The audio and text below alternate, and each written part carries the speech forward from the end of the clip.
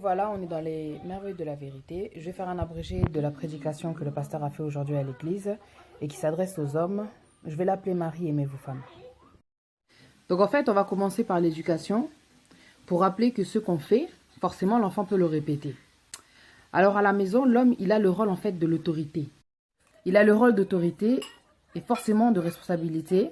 C'est lui en fait qui met l'ordre au niveau de l'éducation des enfants. Il a beaucoup à apporter. C'est pour cela que dans Ephésiens 6, verset 4, il est dit « Et vous, pères, n'irritez pas vos enfants, mais élevez-les en les corrigeant et en les instruisant selon les seigneurs. » Mais le problème, en fait, aujourd'hui, c'est qu'on a tendance à oublier que les enfants nous observent beaucoup. C'est pas parce qu'un enfant ne parle pas qu'il ne voit pas. Les enfants ont tendance à répéter ce qu'ils voient. Parce qu'ils ne peuvent pas répéter quelque chose qu'ils ne connaissent pas. Donc forcément, ils vont faire ce qu'on leur montre. Alors, il y a des hommes qui aiment boire. Une fois qu'il a bu, il ne se contrôle pas. Il boit jusqu'à en être ivre. Et une fois qu'il est ivre, il tabasse la mère devant les enfants. C'est quel genre d'exemple que tu veux leur donner? C'est quel genre de vie que tu es en train de leur inculquer? Et c'est quel genre de respect qu'ils auront en fait envers leur mère et envers toi-même? Tu es le genre de père qui travaille, mais qui n'a jamais rien apporté à l'intérieur de la maison, ni même aux enfants. Même un cadeau, tu n'as jamais acheté. Même une cuillère, tu n'as jamais acheté. Quand ta femme est malade et qu'elle est au lit, on va dire avec 39 de fièvre, tu vas la réveiller pour qu'elle aille te faire de la semoule. On n'est plus à l'époque, il y a Bolingo Kala. La semoule, quand même, tu pourrais faire. Dans un couple, on est censé se relayer, quoi. Il y a certaines choses, les anango et kilaté. Ta femme tombe enceinte et tu la laisses faire tout jusqu'au 9e mois parce que tu te dis que être enceinte, c'est pas une maladie. Mais dis donc, c'est quel genre d'homme que t'es? Après avoir accouché, il faut qu'elle rentre à la maison. On ne sait pas si elle a accouché normalement ou par césarienne. Et tu la laisses tout faire. Disons qu'elle a accouché par césarienne, avec la blessure qu'il y a au ventre là qui fait mal. Ta femme, quand elle est malade, ça veut dire qu'au niveau physique, elle est affaiblie. Tu devrais l'aider, voir ce que tu peux apporter à l'intérieur de la maison au niveau du ménage. Et en a liwate, quoi. Aujourd'hui, il y a beaucoup d'hommes qui aiment leurs femmes, qui aident leurs femmes. Mais quelque part aussi, c'est de l'amour d'aider. Donc, je ne me suis pas trompée. Voilà quoi, quand tu aimes quelqu'un, tu vas pas la laisser faire tout dans une maison. Faut pas oublier que la femme, c'est pas un robot. On n'est pas en fer, on se fatigue aussi. On peut être épuisé. Surtout quand vous travaillez tous les deux, je pense qu'il est important de considérer aussi la femme quoi. Elle aussi, elle revient du travail, elle doit s'occuper des enfants, elle aura les tâches de la maison à faire, elle va être fatiguée. Il y a aussi le problème des allocations familiales, bénéfices, comme on dit ici. Alors, beaucoup d'hommes ne veulent pas participer financièrement. L'argent que l'État donne, c'est juste un substitut, c'est une aide, en fait. Une aide, c'est quelque chose qui complète ce que tu as déjà. Ça ne peut pas tout faire. Ça ne paye pas tout, une aide. Ça ne paye pas le loyer, il faut acheter les habits, il y a les frais scolaires des fois, il y a la cantine, il y a les déplacements. En plus, quand tu as une voiture, il y a l'essence à mettre, il y a les réparations. En plus, quand tu n'as pas la sécurité sociale, il faudra payer en fait la consultation chez le docteur et bien sûr chez le pharmacien, acheter les médicaments. Et bien sûr, j'allais oublier les factures à payer. Et bien sûr, c'est avec l'aide que nous donne l'État qu'il faut payer tout ça. Je pense pas. Il faut se réveiller là.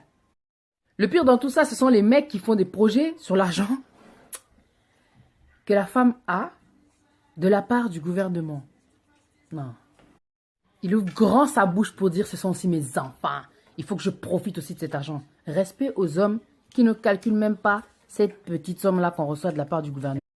Franchement, un grand respect aux hommes qui assurent et assument leurs responsabilités, que ce soit au niveau de la présence ou bien financier. En couple ou séparé, un grand respect. Alors, il y a ces hommes-là, pour les cas des parents séparés, qui ne payent pas la pension alimentaire à cause de l'aide. C'est pas parce que l'État paye la mère que tu dois te détacher de tes responsabilités. C'est trop facile. L'argent qui est donné par l'État, bon, l'État, en fait, c'est pas le père, hein. Je pense qu'il y a des personnes qui ne veulent pas assumer leurs responsabilités. C'est pour ça qu'elles trouvent toujours des raisons pour ne pas donner leur argent. Parce que quand tu calcules l'argent de la mère plutôt que de donner quelque chose pour ton enfant, je pense qu'il y a qu'une mamabé, comme on dit chez nous. C'est être mauvais.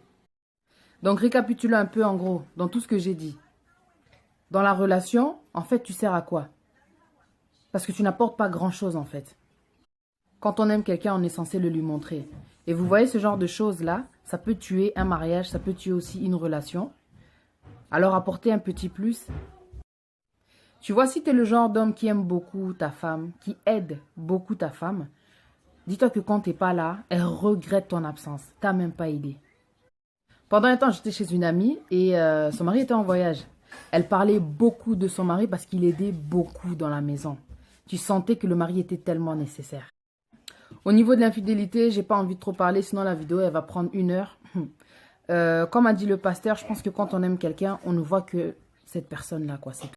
Si tu t'amuses à trop tromper la personne avec qui tu es, monsieur, papa, tonton, c'est que tu ne considères pas la personne que tu as épousée ou cette personne-là avec qui tu vis. La fidélité aujourd'hui, c'est une preuve de considération, une preuve de respect, une preuve d'amour surtout. Une preuve d'amour. Il y a des gens qui ont toujours envie de s'amuser, mais contradictoirement qui ont envie d'être en couple aussi. Donc un pied dedans, un pied dehors. Ils veulent qu'on s'occupe d'eux, ils veulent s'amuser. Bon bref, passons à séparer l'infidélité. On va revenir dans le cadre de la maison, au niveau de l'éducation des enfants. La personne avait quitté, le papa, ne parle pas avec les enfants. Pourquoi? Quand tu es fatigué, tu es stressé, tu mets tout ça sur les enfants. Dès qu'ils viennent vers toi, tu les rejettes. Tu stresses les enfants, quoi. C'est pas ça qui est dit dans la Bible. Et vous, pères, n'irritez pas vos enfants.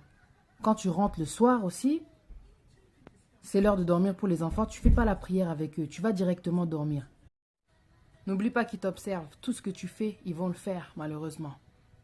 Il y a beaucoup de choses qui suivent nos enfants, notre comportement. Tu sais, si tu ne communiques pas avec tes enfants, c'est sûr, ils iront ailleurs, à l'extérieur.